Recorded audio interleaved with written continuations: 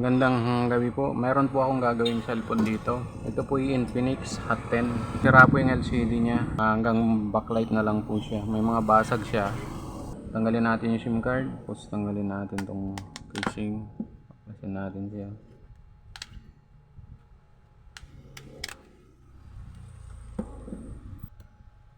Ayan.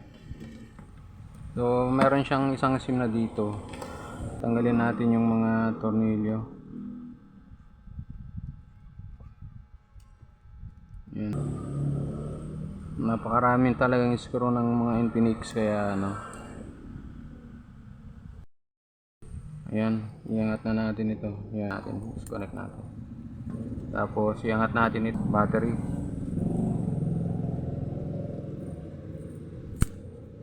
Ayan.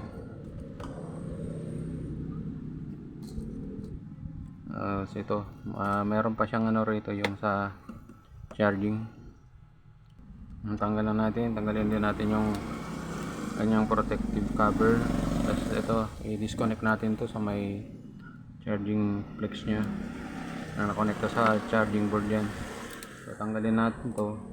Yan, tanggalin natin din itong LCD nya. Ito yung lumang LCD natin papalitan. So ang ating ipapalit dito ay ito, yung bago. Ito. Gagawin natin dito ngayon, tetestingin muna natin. Yan. Diyan inano siya.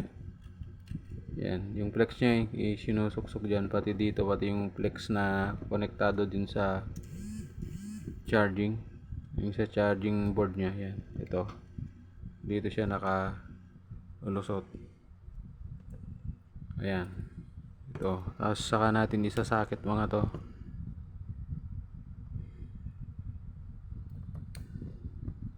Ipirmi lang natin yung kanyang alternator kasi nandyan yung alternator din niya. Yan. Sakit ito dito. Yan. Ito naka-ganyan. Yan. Tapos naka-ganyan yan. Yan. Tapos ito i-permis din natin itong ng antena niya, yung signal antena. Yan. Balik natin yung battery. Hindi, para ilagay natin muna para testingin. Mamaya i-prepare natin yung, tingnan lang natin kung nasa maayos na condition yung LCD.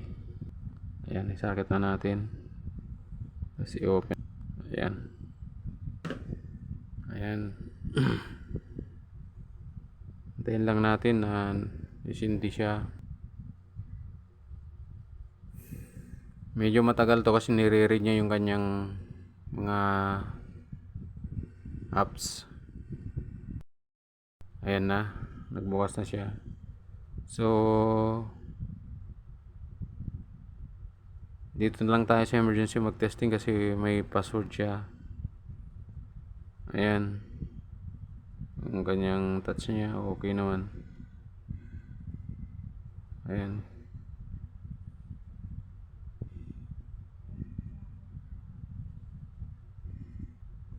So far maayos naman yung touch. Tingnan natin kung nagcha-charge din kasi kasama kasi dito sa flex ng LCD yung charging niya system. Kaya ating subukang i-charge. Ang gagawin natin ipipix na natin yung atin ng yung LCD. So i-disconnect muna natin sila lahat. Kasi kailangan natin i-prepare yung LCD. Testing naman natin yung function niya, yung touch, yung charging. Nag-charge na sila. So tanggalin muna natin ulit to. Yan.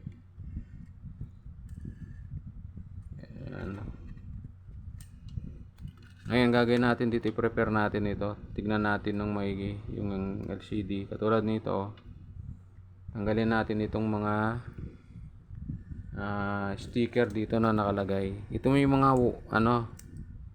sa mga bagong LCD na merong mga ganito. Pero tatanggalin natin to.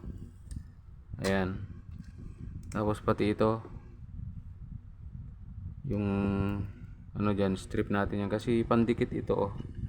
Tapos ipipix natin na pa ganon.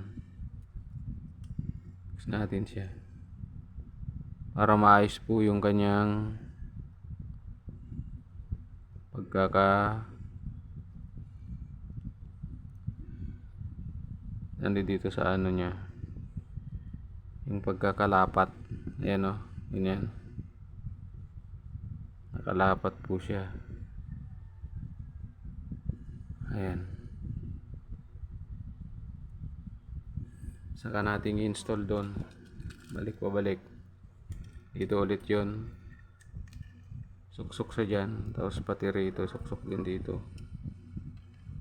Ako. Ayan. Ayan. Ayan, nagcha-charge naman siya. May indicator doon sa taas.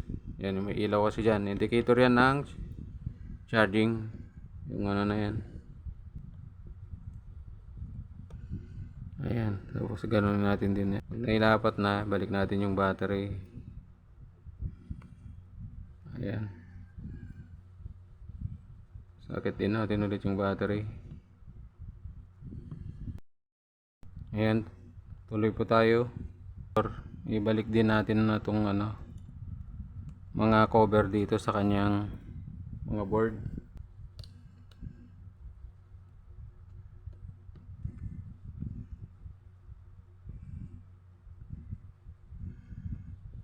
Yan, ibalik din natin itong kanyang fingerprint sensor. Yan, sakit doon. Ayan, ilagay na natin lahat yung kanyang screw.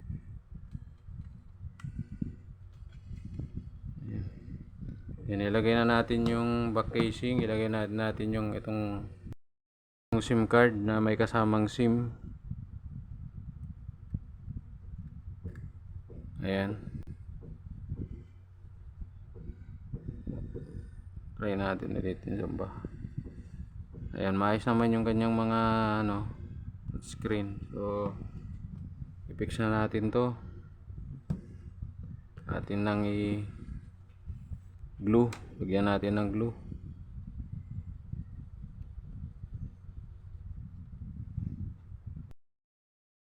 Yan, nalagyan na natin ng glue. So, i-fix na natin siya. Natin tong ano niya, hindi